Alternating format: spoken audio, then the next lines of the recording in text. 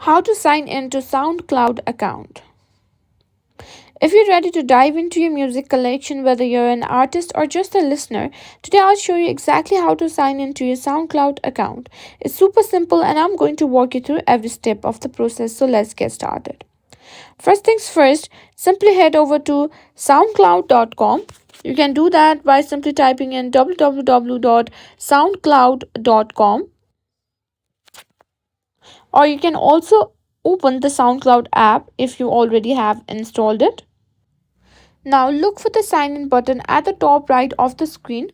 Simply tap on it. Now you'll be asked to enter your login credentials. You can simply log in via your Facebook account, Google account, your Apple account, or you can simply type in your email address manually as well. Just click the option that's easiest for you. If you're logging in with your email, just go ahead and type in your password. If you've forgotten your password, simply tap on the need help link or forgot password link and SoundCloud will help you reset it.